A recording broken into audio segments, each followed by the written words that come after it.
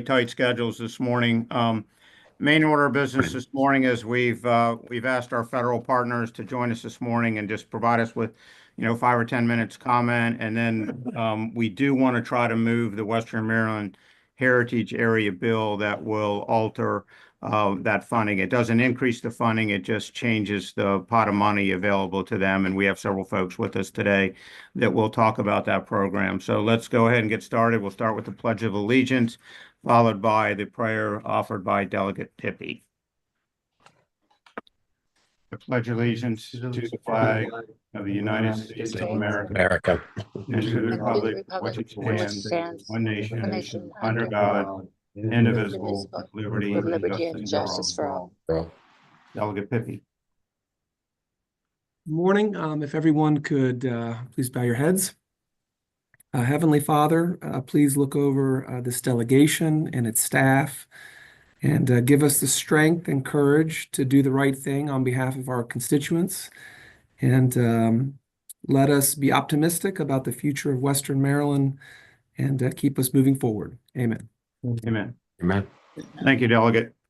We do have order of business. First thing, we need to do elections as we do annually.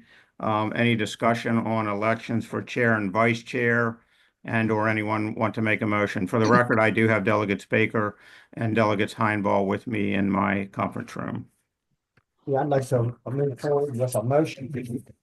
This would be for the Western Maryland delegation, and I would like to elect William Wyville as our chairman and Senator Mike McKay as our vice chair to the Western Maryland delegation. That's a motion. Thank you, Delegate. Is there a second on that? Second. There's a second by Delegate Heinball. Is there anyone care to put any other motions on the floor?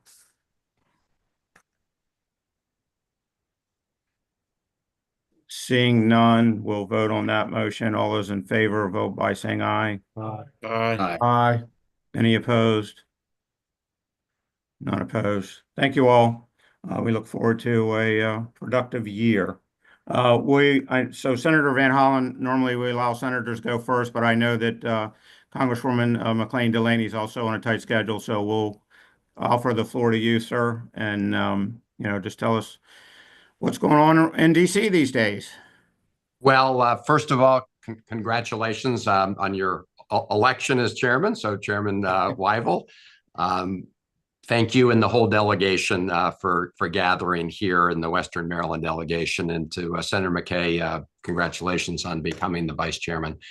Look, I had a chance to meet and talk briefly with many of you from Mountain, Maryland at the PACE gathering in Annapolis just recently, including, of course, so all of you from Allegheny and Garrett County. But it's great to be with the whole Western Maryland delegation, and I'm looking forward, I think, Friday to having a separate meeting, a deeper dive with the Frederick delegation.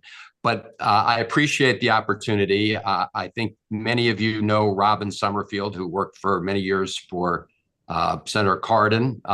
He is taking over from Nan Mann as our regional director. And so let's keep open all the lines of communication. We all represent the same constituents. We overlap in constituents. And so I'm always grateful for the chance to keep working together. And thank you for the work you're doing in the 90 days in Annapolis. I'm also really pleased to be here with Congresswoman April McLean Delaney. We work very closely together. She was also at the PACE breakfast, and I'm working closely with our new senator, Angela Ulcerbrook. So let me dive right in because I know, we don't have a lot of time, but I do want to hit some very important highlights here. And I want to preface this by saying that there are, of course, going to be some areas of policy that we disagree on, some of us. But I think we're all aligned in trying to make sure we support the interests of Western Maryland.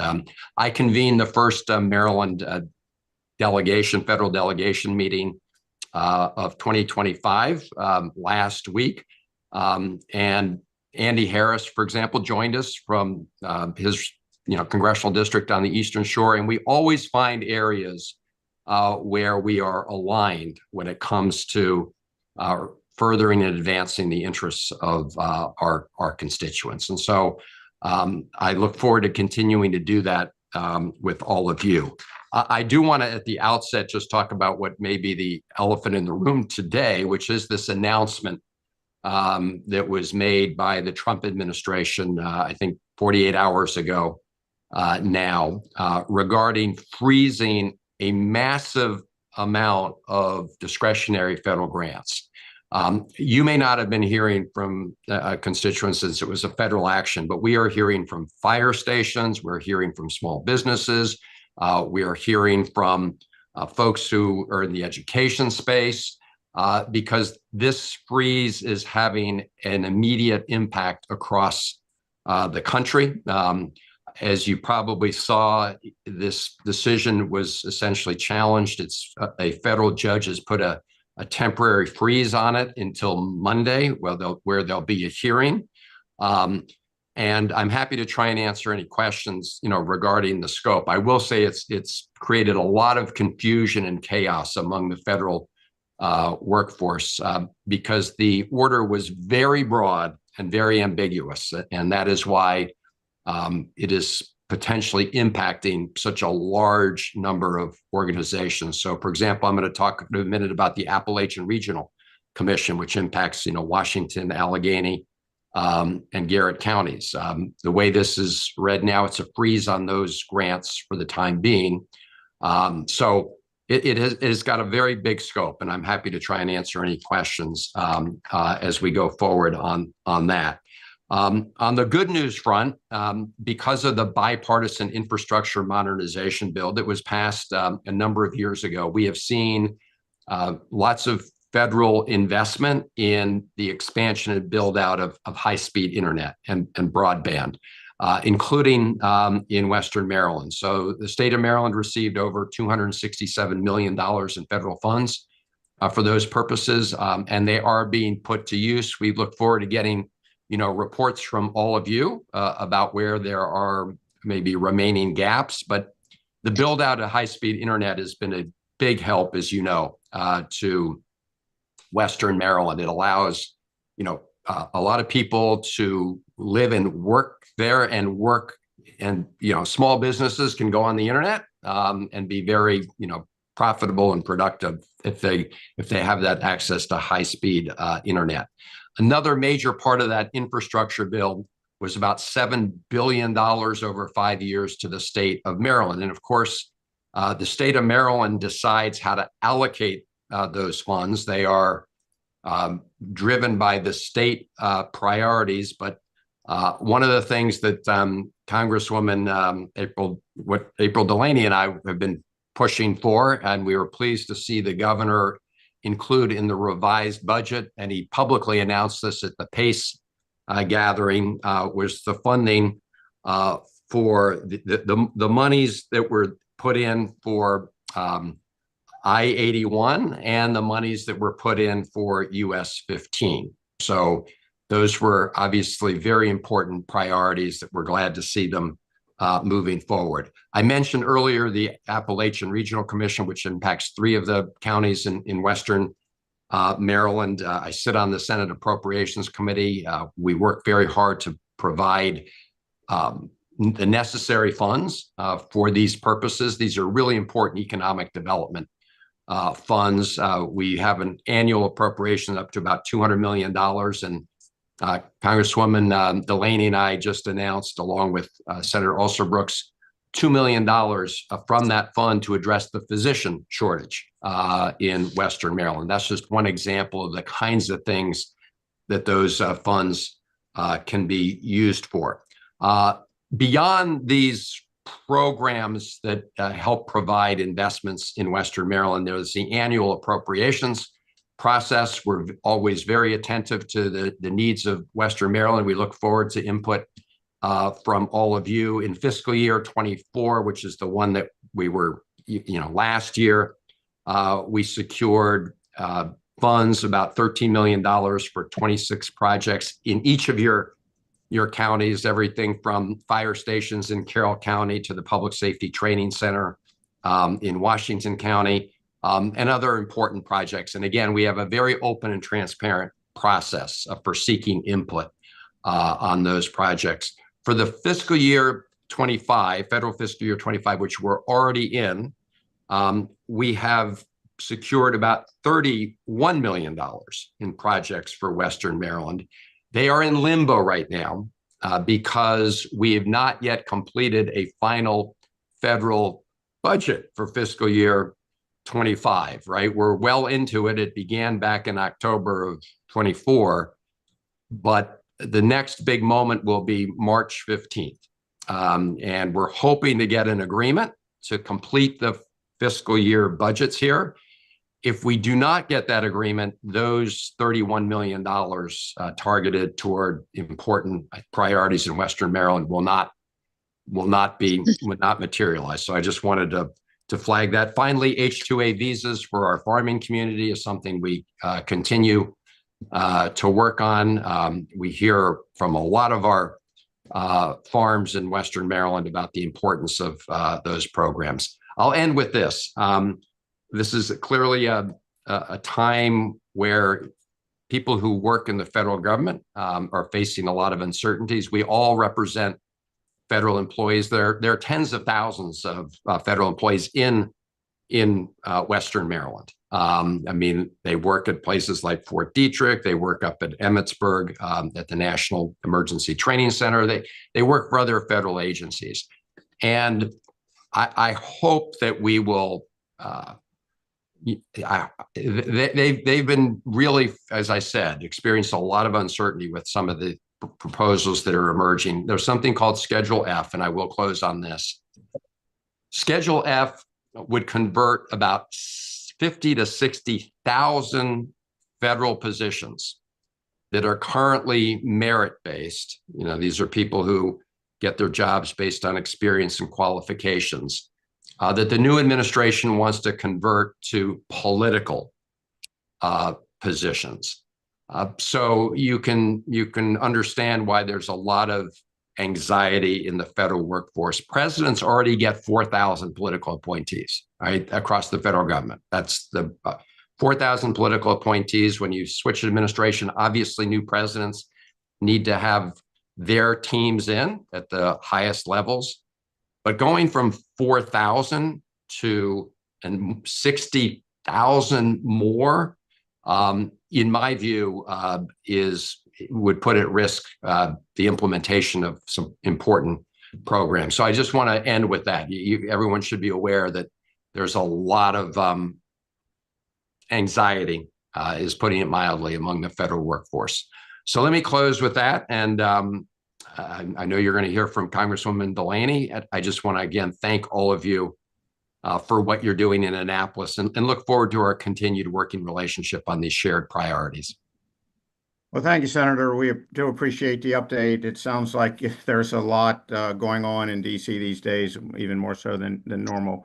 I just want to say thank you for Nan Mann for her service to the constituents. She did an excellent job, and we know that Robin will pick up that ball and run with it. But Nan was always very attentive and always responsive to our constituent needs when we had to deal with those at the federal level. So I thank you for that. I appreciate your saying that. She wanted to enjoy a little more free time in retirement. But thank you. We've had a good team.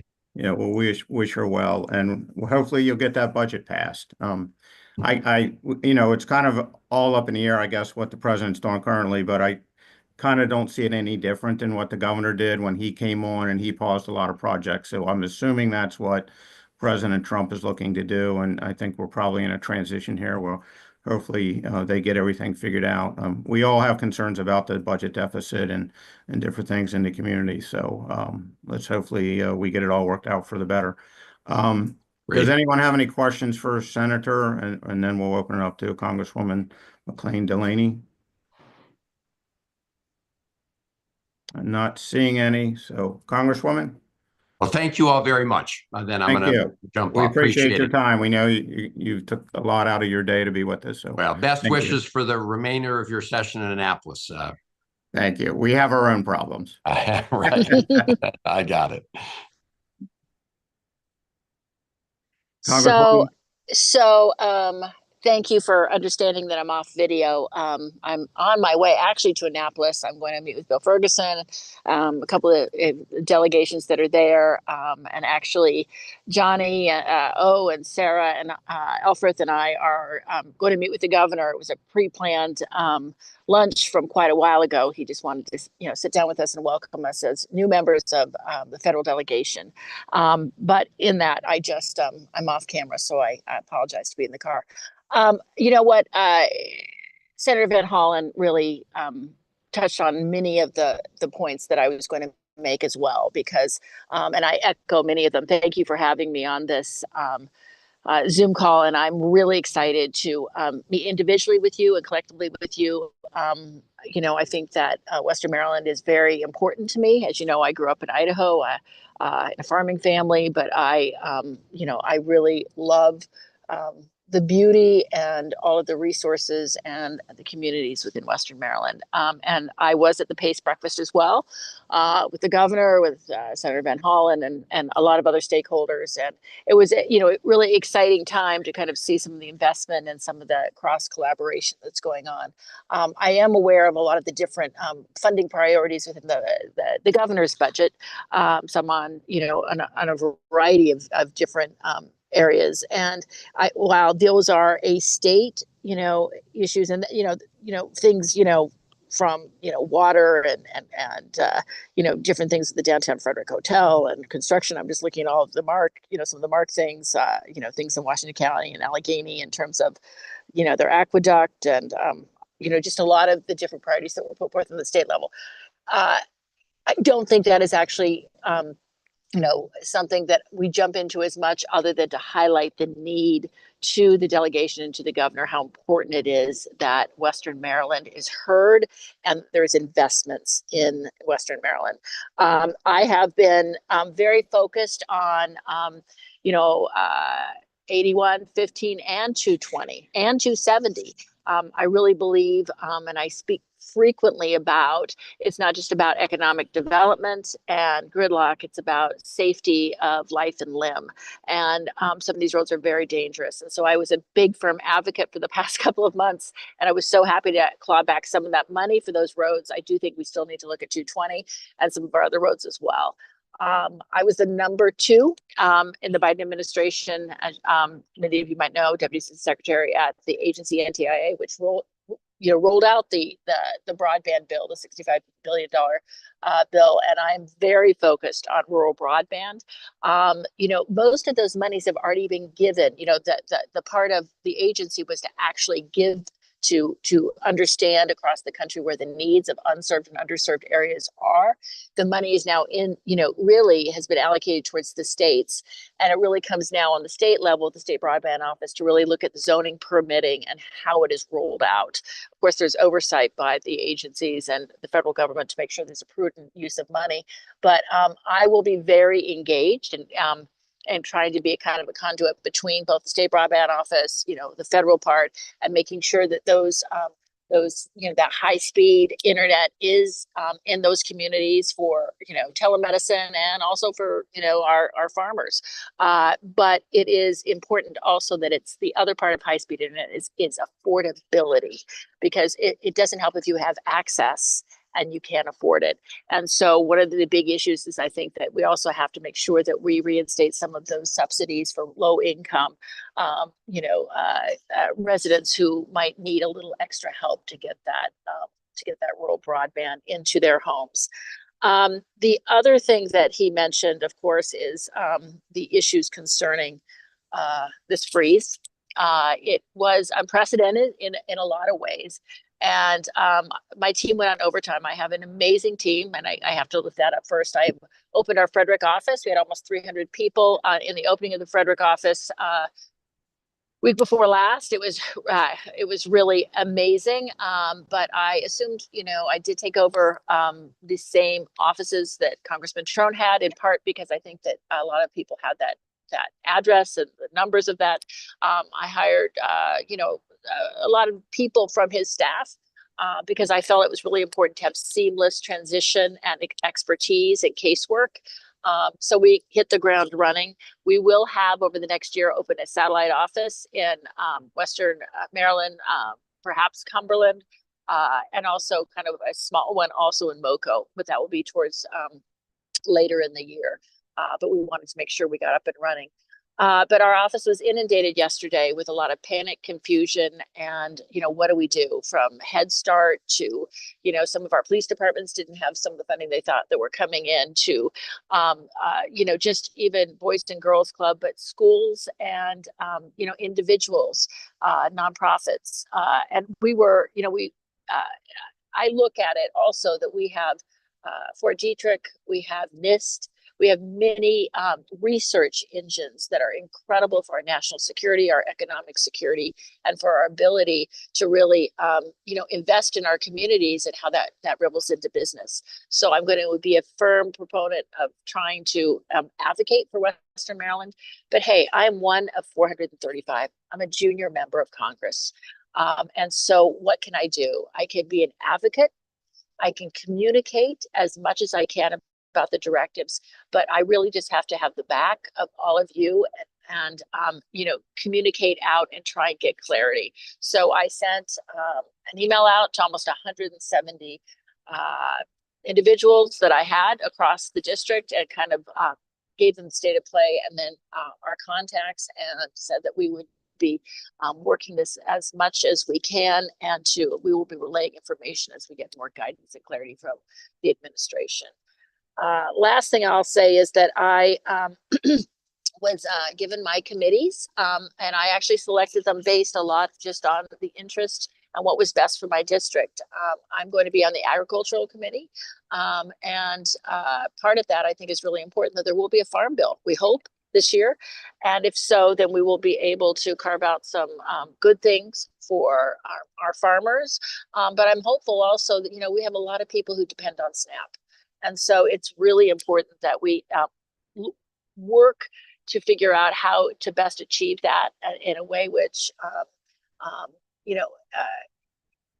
all of the different stakeholders are satisfied with. I also am on a subcommittee on digital assets on that, which I think will be very interesting. The other committee that I'll be on is science-based technology, given that we have NIST, we have a lot of biotech, we have a lot of innovation within all of Western Maryland. I will be very engaged, in helping with hopefully project funding grants, but also how, policy and regulatory policy impacts those fields. And then I'm just trying to think if there's anything else I wanted to update you on. I will, I was in the district yesterday. I was in Frederick and Hagerstown. I did see the Meritus new, I have to say they are doing an unbelievable job in building out this new medical center that will train, will open its doors to first new medical school in 100 years in Maryland. And, it's really unbelievable. I think 2 million came from the federal government, 18 from nonprofit, but the rest was largely financed by that institution, through borrowing and their reserves. And it's an incredible thing to be able to train doctors that will be general practitioners and will hopefully stay in Maryland for this, really shortage of specialties and general practitioners for our rural communities. And I give kudos to them. So, and of course I traveled throughout the district. I will get into Allegheny and Garrett, hopefully in the next 2 to 3 weeks. A lot of it really depends upon what really happens with the continuing resolution that is looming, and what is happening with this freeze. But I will be traveling there. My staff will be there for sure. And my office is open, and I am here to serve, and I'm very humble and grateful to do it. But, I know that it's a challenging time, but I'm very blessed to be your representative. So happy to hope that's an overview, and take any questions you might have. Well, thank you, Congresswoman. And, we do have a lot of challenges sometimes in Western Maryland. Our household incomes generally tend to be lower. So anything that, the feds can do to help us invest in our constituents and to improve Yeah. their standard of living and, create jobs. We're always appreciative of that. Senator Van Hollen did mention the 2 million to address physician shortage. Do we Yep. know if any of that makes its way to Meritus or with the new Now, NPC? I hope it does. I really hope it does, because that's part of the community project funding. Those are the FY25 grants, and there are several in limbo across Western Maryland, in all of the different states. I have each one of them with my staff, and we will be trying to lift up those as much as we can. I'm blessed to know several people on the appropriations committee, but frankly, it is such a dynamic time. I don't even know there's going to be community project grants in this next administration. So we'll see. We'll see. I hope so. And on the other note, you said, one of the things I really believe in, what I did, when I was working for Gina Raimondo at Commerce, is I really do believe in driving infrastructure funding, funding to drive good paying jobs and workforce development. And I think, if you think about it, that companies come to areas where there is roads, there's broadband, and there's a trained workforce. And that's what we need to focus on. And I didn't mention, but I should, I'm not going to go down every CNN rabbit hole. I keep saying this. I said to my team, listen, you can't do everything. You pick 5, 6, 7 items that we need to do for the district, and we have to hone in on those milestones and hit them, because the larger landscape is difficult, but and I need you all to help me figure out which are the things that are most important for you. Yeah, well, we appreciate that. And I think you said you did share your staff directory with everyone. Just make sure that does happen, especially if you continue to have changes in those. Same with you, Robin, if you have changes in staffing there, just make sure we're kept abreast of that. So anyone have any questions for the Congresswoman? Seeing none, we appreciate you again taking the time to be with us and updating us on what's going on in DC, and we look forward to working with you. So thank you. So thank you very much. And like I said, I think we have a really coordinated and good, a good team that, between all of the, representatives and our 2 senators, and I think we're all pretty much in lockstep. So I thank you for having me on, and also Robin Somerville, thanks for being on as well. All right, take care. Thank you. Bye-bye. So next on the agenda, we do have a bill that we're considering sponsoring under the Western Maryland delegation. It deals with the Maryland heritage areas, which has been a really successful program to date. They're not asking for a new allocation of funds, but they're asking for a kind of a redistribution of existing funds and increasing that amount available to them for that program. So I'm going to let Liz Chateau talk to us about that. And we do want to vote on this today, if at all possible. She also has several other folks with her, I think, if you want to turn it over to them as well, Liz, but I'll give you the floor and you can tell us what the bill does and what you're looking to accomplish. Sure, and thank you so much. Thank you to Chairman Weibel and Vice Chairman Kay, and to all the members of the Western Maryland delegation for considering this change to our existing statute. This legislation will make it possible for a greater share of the state side of program open space funds to be transferred to the Maryland Heritage Areas Authority. And the language simply means that we may be funded now at up to $12 million. Currently, the statute allows for up to $6 million. And in a fully funded year, we are still seeing an average gap of about $8 million, and sometimes it's greater than that, between the grant awarding ability of what is requested and what can be funded. And because heritage area grants, and most of this gets turned back around to grants in our communities, because they support projects that stimulate heritage tourism, it means that we, your Maryland heritage areas, there are 13 of them, with our partners, contribute positively to the economic well-being of the state and our communities. The most recent economic impact study that the Heritage Areas Authority took on revealed that statewide, 2.4 billion is pumped into the economy every year in our state. About 320 million is generated in state and local taxes, and 40,000 jobs are supported or sustained across the state. And each of our heritage areas, and I want to recognize that with us today, we have Dee Dee Ritchie from Passages of the Western Potomac Heritage Area, and Lucille Walker, who is the director of the Southern Maryland National Heritage Area, also a state heritage area, and she is the co-chair of our coalition of all 13 heritage areas are here, and and most of the others are listening in through the YouTube option. We potentially could see those numbers double, and we all can share the specific numbers for our individual heritage areas.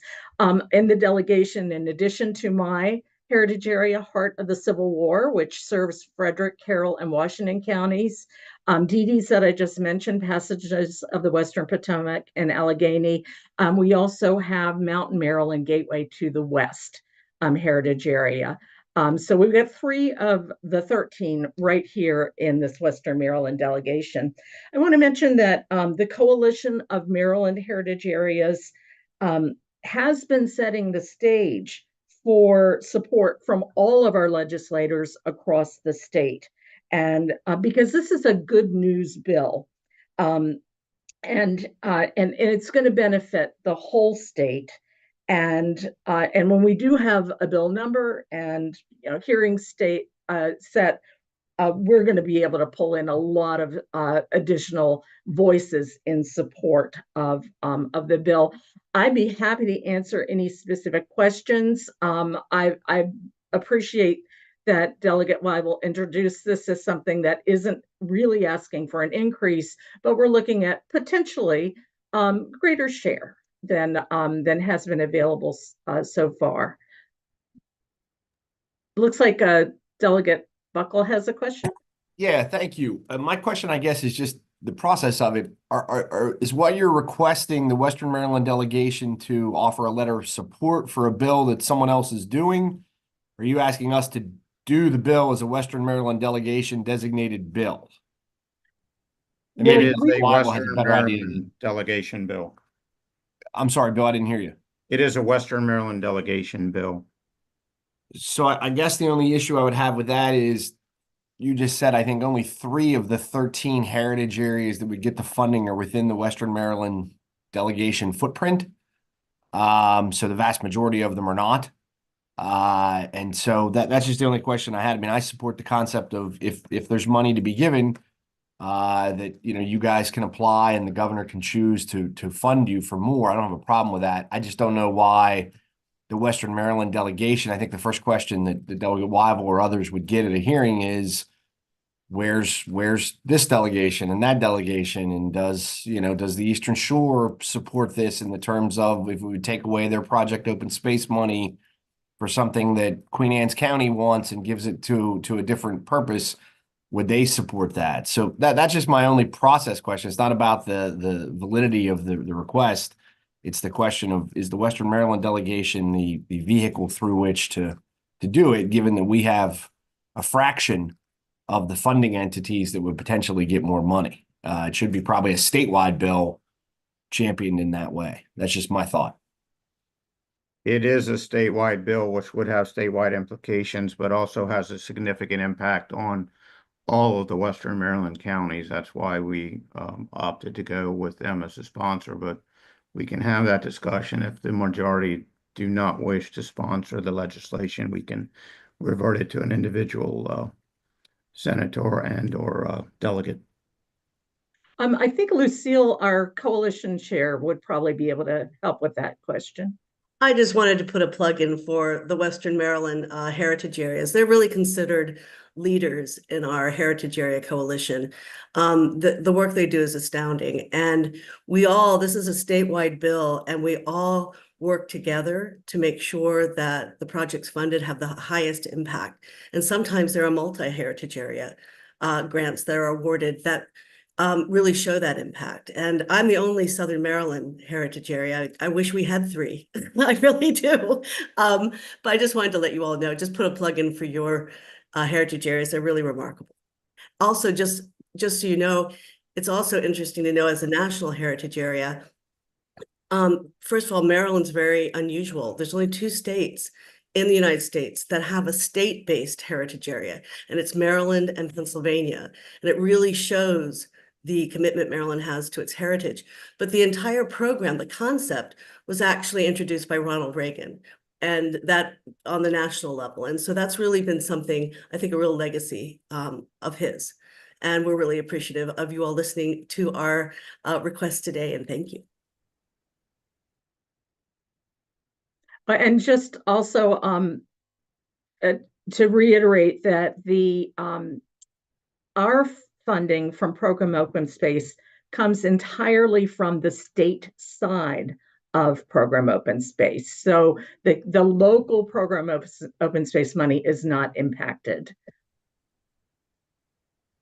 Mr. Chair, Yes, Senator. I think that issue really needs to be addressed. I appreciate Liz talking about that the local program open space money won't be impacted, but I think that is a valid question. So I know we were looking to vote today for this, but it does seem to be that we need to noodle on this. I hate to get together another time, but maybe we should table this. I would say it is specifically stated in the draft that you all have before you. Okay. All right, thank you. Mm-hmm. Ms. Anderson? Thank you, Mr. Chair. Carrington Anderson with Maryland Association of Counties. I guess some of the concerns that counties have had is we do fear that this would impact local program open space. If you open up the section of code of natural resources, this would change before the split happens for local program open space. It's in section B of the code at the very bottom. It doesn't show it in the bill that it signs the program opens money to locals. And so our concern is because this bill diverts the money before that split happens, we think it would cut into both state and local program open space. That's the feedback we've received from our Parks and Recs directors across from counties. And so we really would be happy to work with the delegation, but that is some of our concerns. And if I could address that a little bit, in fiscal year 18, many of you here were instrumental in helping us lift the cap on the program, which went from 3 million to 6 million. And at that time, we really set in stone that this is entirely stateside POS money. The other thing that we've done in looking back over the years since we did start to see funding at $6 million, none of the other agencies that benefit from program open space saw a decrease in funding because the pool is growing.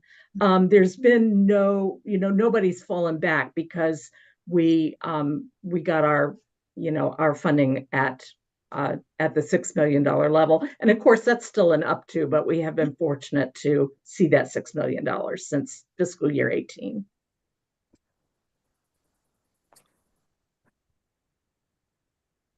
So, Ms. Anderson, how do we get it? You said you think it may. How do we get a definitive impact on whether it does or does not impact POS funding? Well, thank you, Ms. Chair of the delegation. The way that it is drafted, The where you guys are changing or proposing to change it, that's happening at the top, and I would be happy to send you and send the delegation where you guys are changing to the 6 million or the 12 million.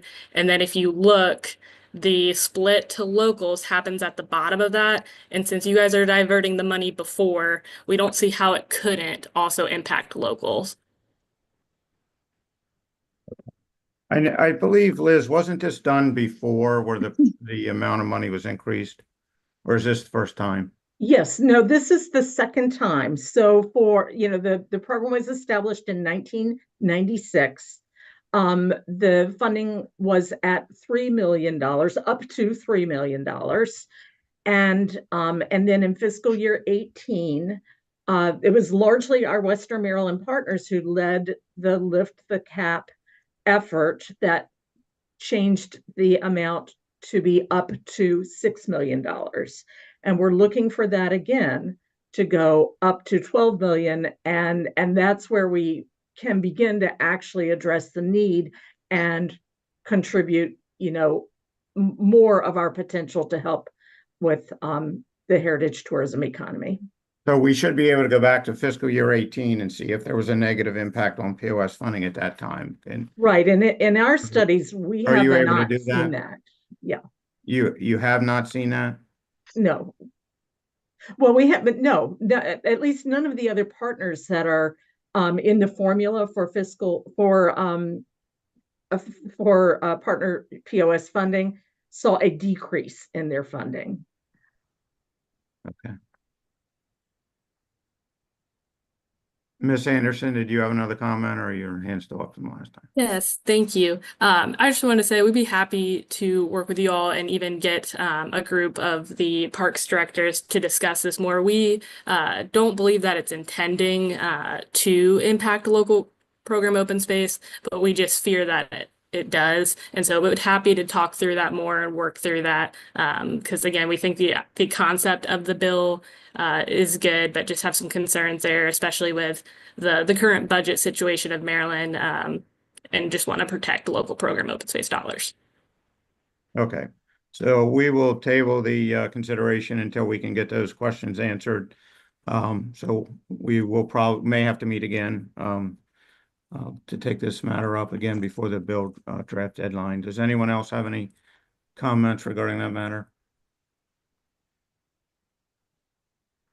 I would just say we stand ready to assist in any way to get this to the point that it can be submitted. And so just stay in touch. We're happy to do what we can. We'll be in touch. We may just need some clarifying language so it doesn't negatively impact POS money. So thank you. Last item on the agenda we have for public comment. I do believe we have some folks from the Maryland Lead Fellowship Program that wanted to talk about that program. Are you guys on?